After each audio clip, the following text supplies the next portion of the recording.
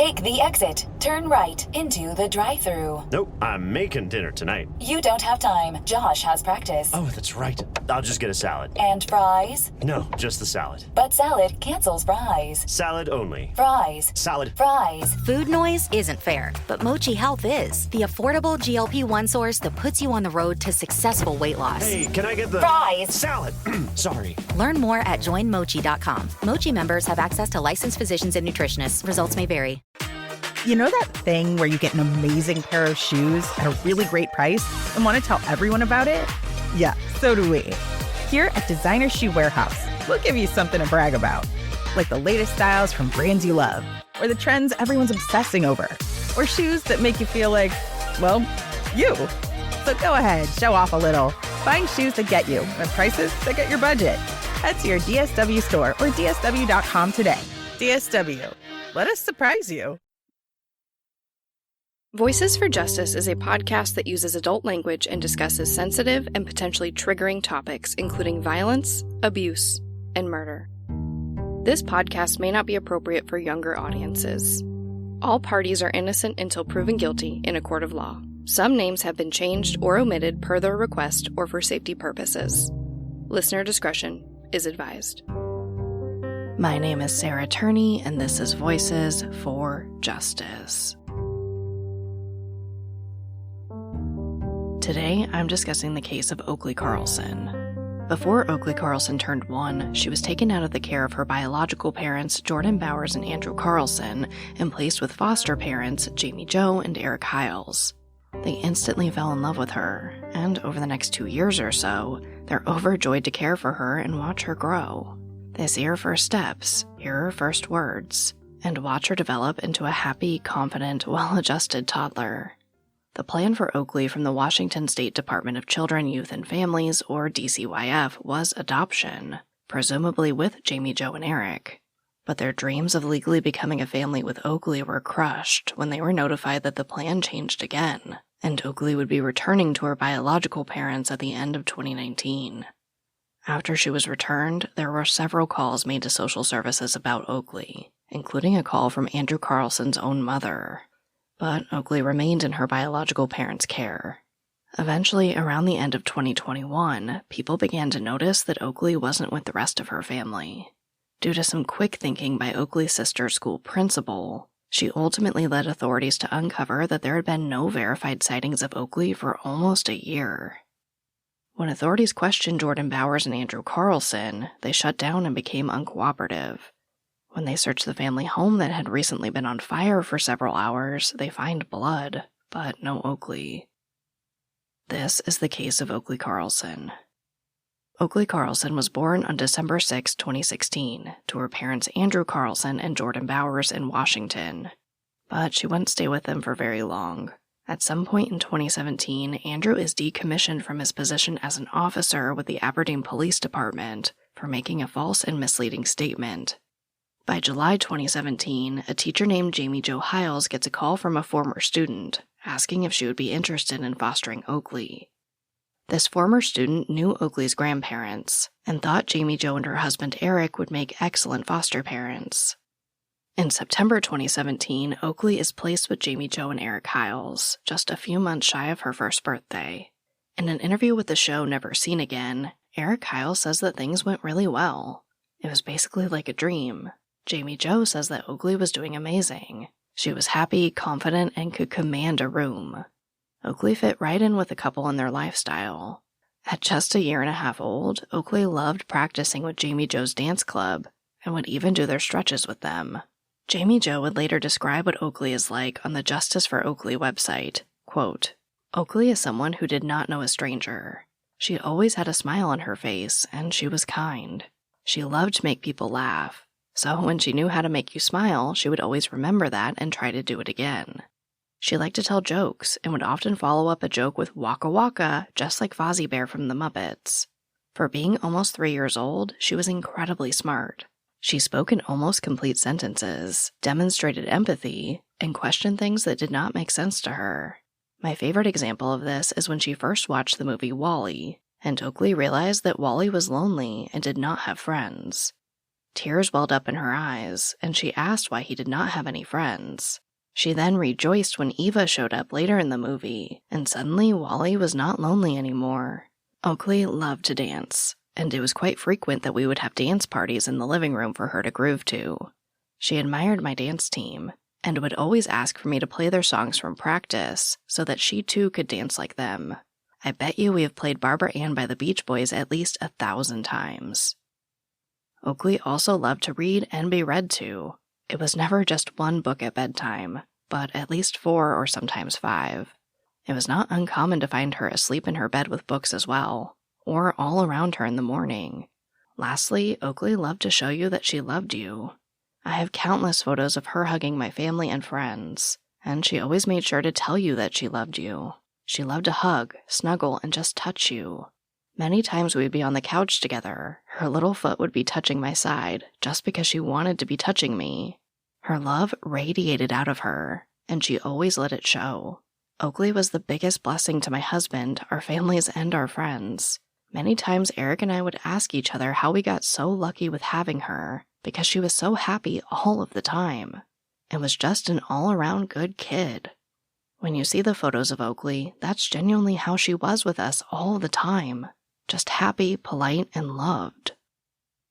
It seems very clear that Jamie Jo and Erik loved Oakley to pieces, and seemed to provide her with an incredible environment to blossom. Now, when a child is in the foster care system, those handling the child's case are responsible for checking in on them, and for creating long-term plans for them to be placed into and hopefully remain in a stable environment. Basically, the big question comes down to, should the plan for this child be reunification with their biological parents, or for them to be adopted by another party? Well, by July 2018, court documents show that the plan for Oakley was to be adopted. It's not always a given that those fostering the child or children will be the family that ends up adopting them. But given how much Jamie Jo and Erik love Oakley, I have no doubt that they were going to fight to be the family that adopted her. It's not exactly clear why the plan for Oakley changed to adoption at this point, but it's worth mentioning that this same month, Oakley's biological father, Andrew Carlson, was arrested for assault after allegedly attacking Oakley's biological mother, Jordan Bowers. He is asked to participate in a domestic violence treatment program. So Jamie Jo and Erik continue caring for Oakley under the assumption that they would adopt her as soon as they were legally able to. But despite the adoption plan, Oakley continues having supervised visits with her biological parents. In March 2019, Oakley returns to the Hiles after a 2-hour supervised visit with Carlson and Bowers, and they notice that her diaper hasn't been changed, and she has some concerning scratches on her cheek and chest. There is a picture of these scratches posted on a website created by Light the Way Missing Persons Advocacy, justiceforoakley.wixsite.com. They have been working alongside Jamie Jo and Erik to fight for Oakley. The scratches didn't draw blood, but they are definitely cause for concern in my opinion. In the picture, it looks like she has about 5 scratches on the right side of her face. There is no picture of the scratches on her chest posted. But considering this was a 2-hour-long, supervised visit, Jamie Jo and Erik understandably asked the Washington State Department of Children, Youth, and Families, or DCYF, visit supervisor what happened. Basically, they say they don't know and move on. On May 13, 2019, the domestic violence treatment program that Andrew Carlson was enrolled in writes to DCYF, informing them that he has failed to comply with the program and has been discharged. At this time, the prosecuting attorney asks for Andrew to be found guilty for the assault. Over the summer, there is no resolution to this. But in a very strange turn of events, at the end of September, Jamie Jo and Erik are told that the plan for Oakley is no longer adoption, but reunification with her biological parents, and they're told that they're going to increase the number of visits with them. Jamie Jo and Erik are crushed. They're also extremely concerned.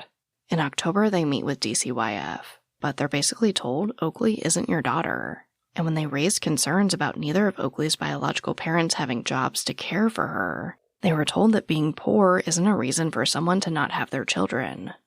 On October 19th, Oakley has her first unsupervised visit with Andrew Carlson and Jordan Bowers, and quickly, Jamie Jo and Erik see a lot of cause for concern. After a visit on the 29th, Oakley tells them that she saw Bowers hit Carlson. So Jamie Jo and Erik report this to DCYF. They're told that Oakley loves her parents. She would even tell them she loved them without being prompted. On November 6, 2019, Jamie Jo emails Oakley's social worker to again express concerns about the possibility of domestic violence in the house, and that she thinks the reunification plan is moving too quickly. DCYF informs them that Oakley is actually going to be reunified with them even sooner than expected, now at the end of the month. 3 days later, Oakley has her first overnight visit with Jordan Bowers and Andrew Carlson, just weeks before they were to take custody of her again. And things seem to be going in their favor, because on the 13th, the assault charges against Andrew Carlson are dropped. Jamie Jo and Erik emailed DCYF again on November 17th, saying this is all moving way too fast, but they never receive an answer. In a heartbreaking interview with Never Seen Again, Jamie Jo explains that they just kept crying and counting down the time they had left with Oakley. Only 1 day left, only 4 hours left, only 30 minutes until we have to give her back. They knew Bowers and Carlson would never let them see her. After Oakley was gone, they closed the door to her room and couldn't bring themselves to look at it again for over 6 months. This episode of Voices for Justice is brought to you by Quince. I've been trying to be more intentional about what I wear each day. I'm leaning into pieces that feel effortless, comfortable, and still put together, and Quince has been my go-to. The fabrics feel elevated, the fits are flattering, and everything just works without overthinking it.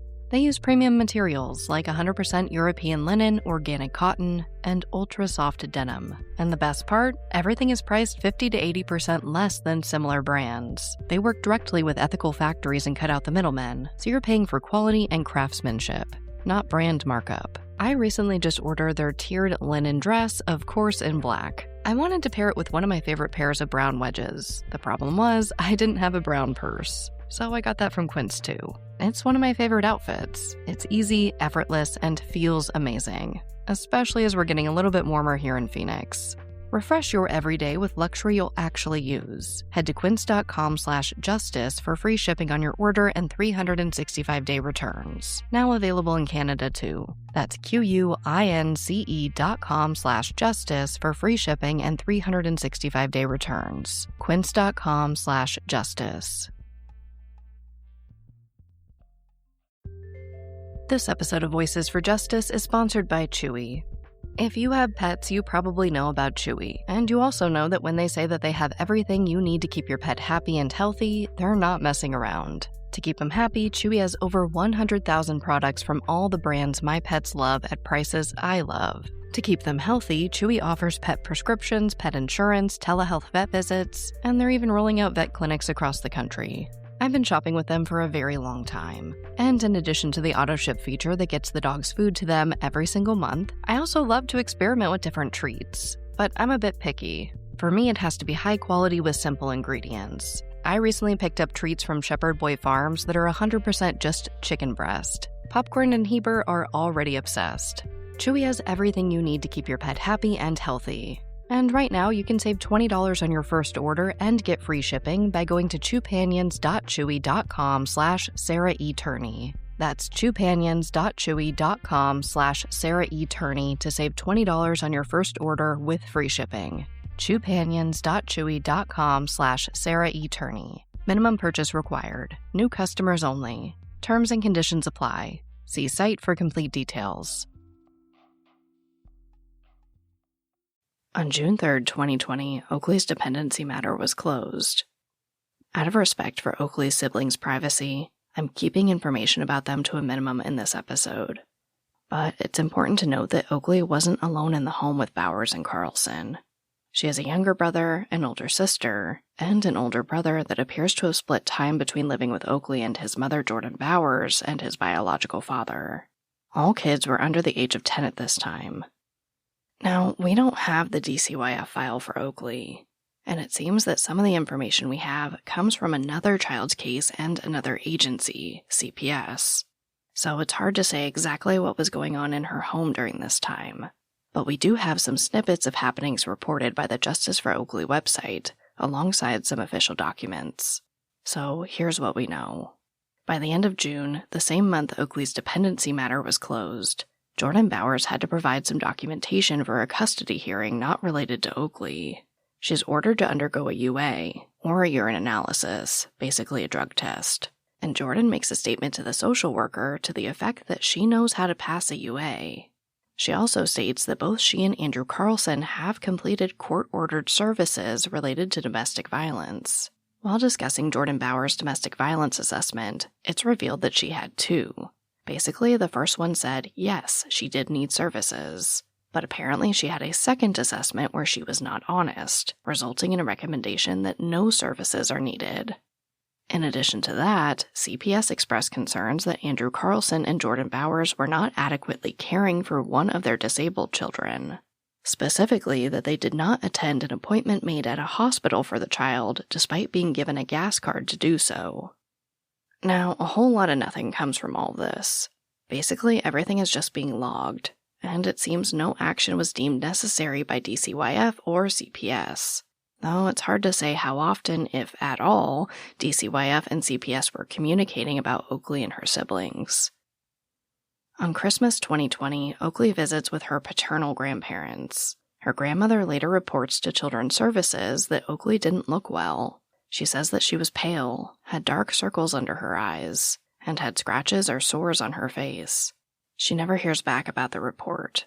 But this upset Jordan Bowers and Andrew Carlson enough to cut his parents off. They never see Oakley again. And the reports just keep rolling in. On January 26, 2021, Jamie Jo calls DCYF after she sees a picture of Oakley with what looks like a black eye from December. Jamie Jo also informs them that she heard that Andrew Carlson had been fired from his job for drug use. Ultimately, DCYF tells Jamie Jo very sternly that since she didn't see anything she's talking about firsthand, they have to assume the information is false. And on top of that, they say that she should be careful because she could get in trouble for making false reports. Now, Jamie Jo doesn't back down. She's like, listen, I'm a teacher, a mandated reporter, and I'm concerned. Now, they don't really give any answers to Jamie Jo, but the next day, a DCYF caseworker does go visit Oakley. We don't have information about this visit, but we know that Oakley wasn't removed from her biological parents' care. On February 10th, Oakley is seen again by either social services or a family friend. Reports differ. Then on March 24th, 2021, Jamie Jo gets a phone call that makes her stomach drop. It's DCYF. They want to know if she's seen Oakley or her sister. They don't explain why. Jamie Jo says she hasn't. By the end of March, the complaint is closed without anyone seeing Oakley. Fast forward a few months to November 6, 2021. Just before 5 p.m., Andrew Carlson calls 911 to say that his daughter, referring to Oakley, lit their couch on fire with a cigarette lighter. He says there is no emergency now. It took a few hours, but he and Jordan Bowers battled the fire themselves and put it out. He just wanted to call and report the fire for insurance purposes. Now, this entire fire situation is just extremely odd. The family does live on a huge 300-acre property, and they say that they apparently couldn't find their cell phones to call 911 to help put out the fire. So instead of maybe running to a neighbor's house, they decide to battle the fire themselves for hours. Then once the fire is put out, they miraculously find their cell phones to report the fire. Now, there are pictures of the charred house, so we know that there was apparently some type of fire that seemed to burn through a lot of the home. But in the end, fire investigators determined that the fire did not start on the couch as reported, but likely in the microwave on the kitchen counter. On November 10th, the principal of Oakville Elementary, Jessica Swift, visits the home to bring supplies after the fire. I think it's worth noting that Jessica set this up in advance with Jordan Bowers, so it's not as if this was a surprise visit. Jessica stays for about 45 minutes. In that time, she notices that Oakley's siblings are there, but not Oakley. Swift later told News 8, quote, "I saw all the other kids running around and playing, and I didn't see Oakley, and I thought that was a little odd. I asked where she was, and they told me that she was in her room in timeout." A week later on the 17th, someone starts a GoFundMe for Bowers and Carlson, titled, quote, "Help the Carlsons recover from a house fire." They end up raising $2,325 before it closes.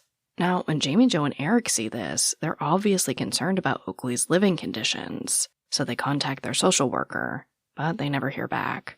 On November 24th, the school principal, Jessica Swift, visits the home again to drop off more supplies. This time she only stays for about 5 minutes. Again, she sees Oakley's siblings, but not Oakley. Not long after this, Jessica Swift is in a meeting with the teachers at her school, when one of them raises concerns about what's happening at Oakley's home. In the end, Jessica Swift decides to dig deeper, and she plans a play date for the next day between her daughter and Oakley's sister to see if she can learn more about what's going on at the home. Swift told 8 News, quote, "On a play date with my daughter and Oakley's sister, I asked questions about Oakley, and it came out over the course of those questions that Oakley wasn't living with them anymore. I can't describe the feeling I had at that moment, sitting on the couch with that little girl when she said that." On Never Seen Again, Swift elaborated, saying that Oakley's sister was discussing how her brother always follows her around. Swift asks if he does that with Oakley too, and her sister says, quote, "There is no Oakley, and Oakley is no more." When Swift presses her, asking what she means, she curls into a ball in the corner of the couch and starts shaking. Now, the playdate basically became a sleepover after Oakley's sister asked to stay the night. The next morning, Sunday, December 5th, 2021, Swift tries to ask about Oakley again. Oakley's sister says that Oakley was so bad she went to go live with her former foster parents. At this point, Swift calls the Grays Harbor County Sheriff's Office to confirm Oakley's placement, and they say that Oakley is not in the foster care system. At this point, obviously Jessica Swift is beyond concerned and confused. She wants to call for a welfare check on Oakley, but she doesn't want to give Oakley's sister back to Bowers and Carlson. So she calls Jordan Bowers and tells her that the girls are having such a great time together that she would love if Oakley's sister could stay another night. She says she'll just take both girls with her to school on Monday morning. Jordan Bowers agrees. On Monday the 6th, Oakley's 5th birthday, Swift takes the girls to school and calls for a welfare check. And officers immediately realize that something is very wrong. Insurance isn't one size fits all. That's why customers have enjoyed Progressive's Name Your Price tool for years now. With the Name Your Price tool, you tell them what you want to pay, and they'll show you options that fit your budget. So whether you're picking out your first policy or just looking for something that works better for you and your family, they make it easy to see your options. Visit Progressive.com. Find a rate that works for you with the Name Your Price tool. Progressive Casualty Insurance Company and Affiliates. Price and coverage match limited by state law. What they did to your family, you're lucky to make it out alive. Streaming on Peacock. These men are going to come after me. Taking them out is my only chance. Put a bullet in her head. From the co-creator of Ozark. Looks like a family was running drugs. Execution-style killing, it's rare for the Keys. And it leads on who they might have been running for. The cartel killed my family. I'm gonna kill them. All of them. MIA. Streaming now. Only on Peacock. By December 6, 2021, Oakley Carlson's 5th birthday, her biological parents have moved the family into a hotel after being displaced from their home by a house fire. This falls under the jurisdiction of the Tumwater Police Department. They arrive at the motel at 10 a.m. Oakley is not with the family. Andrew Carlson tells them Oakley's with his parents in Oakville. But when officers ask for their phone number or address, he isn't able to provide them with either. Officers do eventually get in contact with Andrew's father, who says he hasn't seen Oakley since December 2020, when he and his wife expressed concerns about her welfare to social services. When officers tell Andrew that Oakley is not with his parents, apparently he does not act surprised. At this point, basically Andrew Carlson and Jordan Bowers stop answering questions. But about 10 minutes after officers leave, Andrew Carlson calls the police to report Oakley missing. He says they haven't seen Oakley since November 30th, 2021, just under a week ago. And we don't know which one, but either Carlson or Bowers factory resets their phone. While all of this is happening, Jamie Jo and Erik Hiles get a phone call from DCYF, letting them know that it appears that Oakley's missing. They ask the couple if they'll take Oakley and her younger brother when Oakley is found. At this point, DCYF doesn't really stress the urgency of the situation. They basically say they think Oakley is probably just with a family member, or possibly with her biological parents as they avoid the police and having their children taken from them again. Jamie Jo and Erik don't skip a beat. They say of course they'll take them and start making preparations to do so. Meanwhile, investigators are busy trying to obtain a search warrant for the Bowers-Carlson home. After they get the green light to search the home, they discover some pretty discouraging evidence. They see that there seem to be clothes, toys, and separate living spaces for all of the children except for Oakley. It's also been highlighted that when investigators spoke with Bowers and Carlson, they discovered that the family vehicle only had one car seat in it, despite presumably having 3 children aged 6 and under. In the state of Washington, there are car seat laws. Oakley and her siblings were by law required to be in a booster seat until they reached 4 feet 9 inches tall. In relation to the single car seat, Chief Schrader from the Grays Harbor County Sheriff's Office said, quote, "So that right there, that's a clue that something's wrong." But it gets worse. They also find blood on the blinds and the front door, and some type of handprint in the hallway downstairs.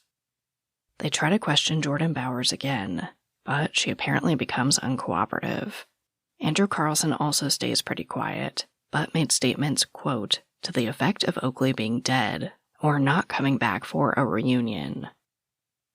According to the Justice for Oakley website, at 5:10 p.m., Jordan Bowers is booked into the Grays Harbor County Jail for allegedly obstructing law enforcement and on suspicion of first-degree manslaughter.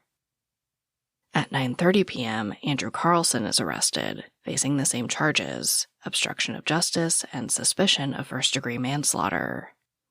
From here, law enforcement only has 72 hours to charge them or let them go, so they get busy looking for any evidence related to Oakley. On Tuesday, December 7th, Jamie Jo is shopping at Target when she gets the news from a friend that Bowers and Carlson are being held on manslaughter charges. Jamie Jo doesn't immediately understand that it's in connection to Oakley, but once she does, she immediately runs outside and throws up. Then she calls her husband Erik.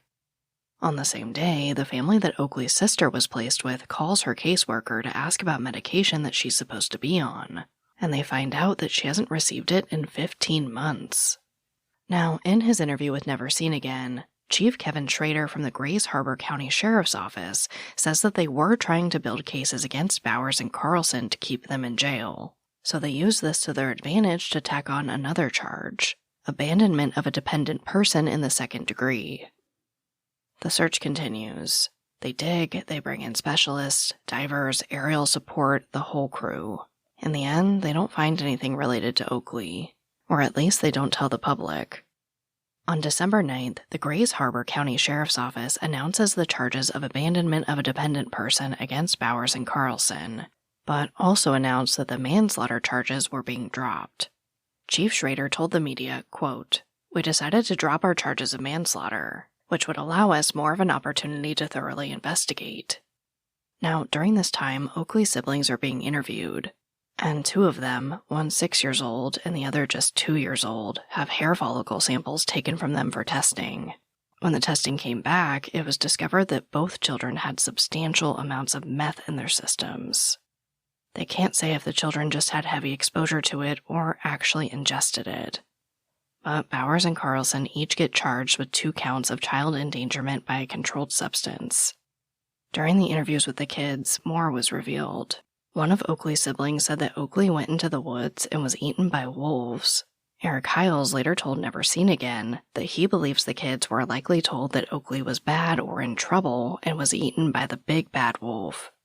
And even though this seems pretty outlandish, the sheriff's office did follow up on the lead, but they found that there were no wolves in the area.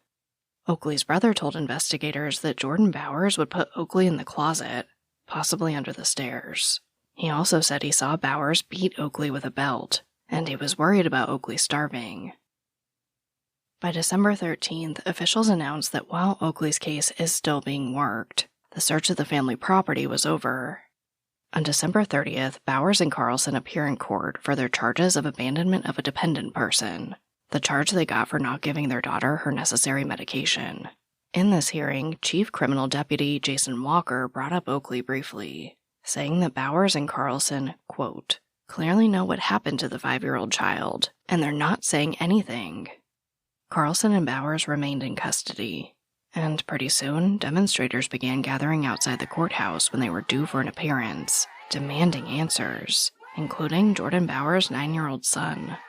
He told the Chronicle online, quote, I feel like I want some justice.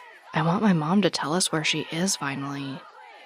On January 10th, 2022, Carlson and Bowers enter pleas of not guilty in relation to the abandonment charges. And on February 7th, they do the same for the charges of child endangerment with a controlled substance. The protests continue. Finally, between March and April 2022, Bowers and Carlson take some accountability. They plead guilty to the 2 counts of child endangerment with a controlled substance, the charges they got after their 2 children were found to have meth in their systems. Ultimately, Andrew Carlson is given 12 months, and Jordan Bowers is given the max of 20 months due to her having priors. Carlson is also ordered to not have unsupervised contact with anyone under the age of 18, with the exception of his children. Jordan Bowers tries to set up telephonic visits with her children, naming Oakley specifically in the motion, but the judge denied the request, saying it was not in the best interest of the children. In August 2022, Andrew Carlson was released from the Grays Harbor County Jail, but he's a no-show for his next court date to discuss his chemical dependency evaluation that was supposed to be completed within 45 days of his release. Carlson's lawyer basically says he has no idea where he is, but he's well aware of his court date. A bench warrant is issued for Carlson, but he shows up to court later that day and the judge revokes the warrant and sets another hearing for the next week. Carlson isn't able to provide the necessary documentation at this hearing either, but the judge is very kind and gives him another week. Finally, Carlson produces the paperwork and is found to be compliant with his court order. He is basically a free man, though he would continue to be monitored. Outside the courthouse, people screamed, "Do the right thing," and "How do you live with yourself?" Carlson didn't respond. Unfortunately, that's basically where Oakley's case is today. Oakley's biological father, Andrew Carlson, is basically a free man, and her biological mother, Jordan Bowers, is set to be released in January 2023. I have so many questions, and I'm sure you do too. I intentionally kept details about Oakley's siblings vague in this episode, but as far as I could find, none of them have been returned to Andrew Carlson's care after he was released. Officials determined that the last verified sighting of Oakley was on February 10th, 2021, nearly a year before she was reported missing on her 5th birthday. The blood found in the house was tested, but as of recording this episode, those results either haven't come back or haven't been released, so we don't know who it belongs to.